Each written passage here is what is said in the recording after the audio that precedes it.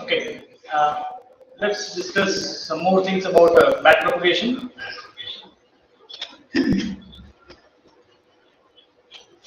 As we discussed in the last class,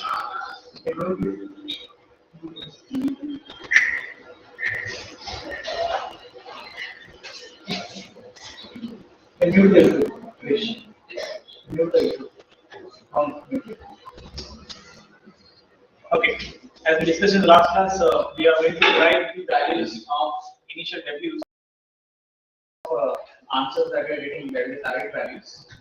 So let's discuss that. The main feature of the backpropagation are iterative and recursive and efficient method through which we calculate or it calculates the update the weights or updated weights to improve the network until it is not able to perform the tasks for which you are actually designing this model. Unless and until you get a Y that you desire for, till that you are going to iteratively you are looking them to train the model. Alright. So for that we need to update the values. What are those? They are the weighted values. Okay, we just need to see how our error function is going to be used. The backpropagation from Y to X. How backpropagation works, we need to see according to this diagram. We have X initially being given with a W1 equal to 0.15, 0.20. This link is 0.25 with this link, and we have 0.30, and this is the input, and these are W values. Okay, this value is not being calculated. This value is being given. So we have 1, 2, 3, 4.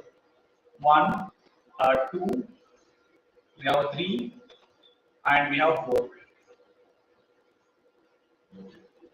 Okay, from each of them, they have calculated for one of the node. All right, this W1 is for this line, and W2 is for this line, and W3 is for this line, and W4 is only being given from this place. All right. So with that, we also have one more. What is this H1? This is hidden layers, first layer. Okay, hidden layer 1. So in this hidden layer, we are going to calculate the activation value, and that value is going to be sent to all the other things. And that is also again be calculated with the previous values, as you saw with the previous value how we add the multiplied value with the x, that is 0.05 multiplied with 0.15 plus 0.05 multiplied with other w's. You're going to do that, and at the end you'll be getting one value, and that is going to be filtered through activation function. You're going to get the new value, and W5 is this one, and W6 is going to be 0.4, W7, W8. Such many weights are going to be considered. Those parameters we call them as parameters of the variables values which are getting stored will be updated later. All right. The serial numbers W1 till W8 are getting initial values. So in future, if you want to change them, you can change them their values accordingly. Then at the end we are going to have a target that is target value is 0.01 and P2 as 0.09. Input values we are giving it as x1 and x2. X1 and x2 0.05 and 10. Initial weights are W1, W2 till W8. We have bias values as 0.35 and 0.60. Initial values considered. And then we have the target value as T1 equal to 0.01, 0.09. This is the setup that we are creating. Further, so we need to calculate the H1 and H2 values by a forward propagation path first. So how do you do that?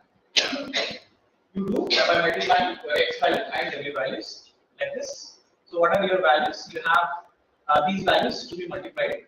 Okay, and those values are 0.05 multiplied with 0.15. You need to add them totally along with the bias. You're going to get the H1 as a 0.3775. To calculate the final result of H1, you are going to use this formula for activation. So 1 by 1 plus e raised to something you are writing it. You can also do write like this, which calculates like this. We had a minus z here, so that can also be written like this. And you will be getting a value like 0.59 for the activation values. Okay, this is your z value or H1 value, and this is your a value, that is activation value. This value will be our next nodes value, H1 value. That's why this is said to be H1 final value. Then you can calculate the H2 similarly. Same thing, H1, W3, H2, W4 plus the V1. Alright? You are calculating the value. Okay, we have got 0.392 finally for the H2. And for activation value, activation value we got a 0.59688 rather than this one. Okay, this 59326, this 59688. A little change in respect to fraction values. Now we can calculate the value of y and y2 the same way as we did for h1 and h2. You can do that with the help of y1 is your final output. Now we have the previous value of activation of nodes will be stored in the H1 of your previous answer, and H2 of that. H2 is my 0.59678 something. That you are going to use with the W5. These values are also been initialized from your initial values that you have taken. These are my initial values that has been initialized. Initial waves. From there we are picking some values for H5. Y1. Then we have H1 multiplied with W5 and W6 for calculating Y1, and along with the B2, that is bias 2 for the second layer. And your multiplied values along with the addition of bias will give you 1.10590591. Okay, so is it a valid value of activation? It is only the Z value. It is not activation value. Activation value can only come in from 0 to 1. Alright, that you can find out with the final calculation of y1 as y1 final 1 by 1 plus e raised to minus z. So that is 1 by e raised to y1, that is this value. That when you add it, you will get this 0.7513. Okay, this is the actual value you are getting. Similarly, you are going to calculate y2 with the help of h1 value, h2 value. We got it from the activation function calculation. You are ready with the W7 and W8 along with the P2, same as 0.60. You will be getting y2. And to calculate the h1, you finally, calculate the result of h1, you perform the sigmoid function. Similarly, y2 is going to be considered. So it was 0.7513. It is 7729. Both the values are different. And now our target values that we set initially in the network is 0.01 and 0.99. Alright, y1 and y2 is not matched with our target value t1 and t2. What is your t1 presently? Your t1 is presently 0.75. 0.75 is not at all near to 0.01. We wanted to achieve 0.01, but presently we are getting something like 0.75.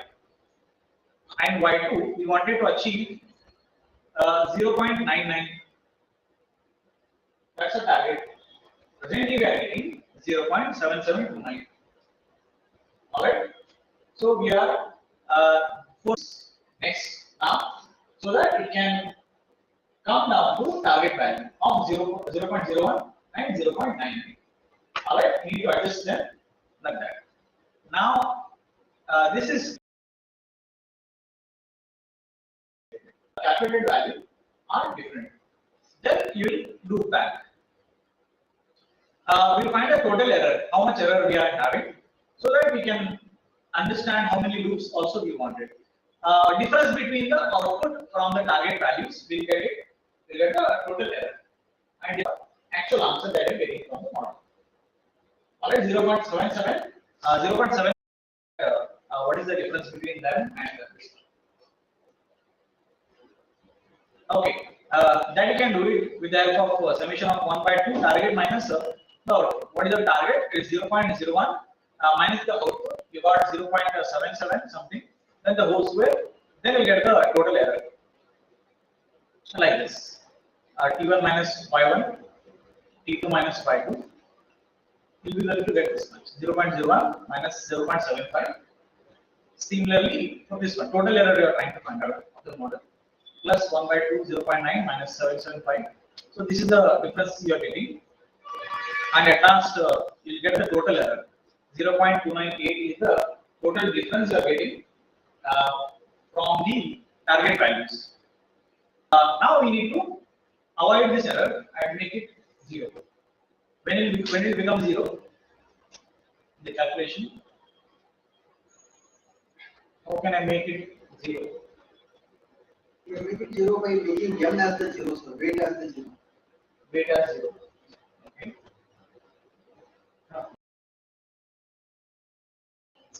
This one. Okay. So if I make this 0.01 and if I make this 0.99, it can be calculated. Alright. This is 0.5 only. 0.5 multiplied with something. How can I make 0.01 and how can I make it 0.99? Is by adjusting the weights and getting the Y answer exactly like 0.01. We should try it. Alright. So that is our target values. Both of these are our present results. So we have to modify the result in such a way that it can go near to 0 or almost 0. So we'll be going to go for back propagation. We will back propagate this error to update the weights using the backward pass or backward loop. Okay. To calculate the error corresponding to each weight, the help with the help of total error would be taken. The error on the weight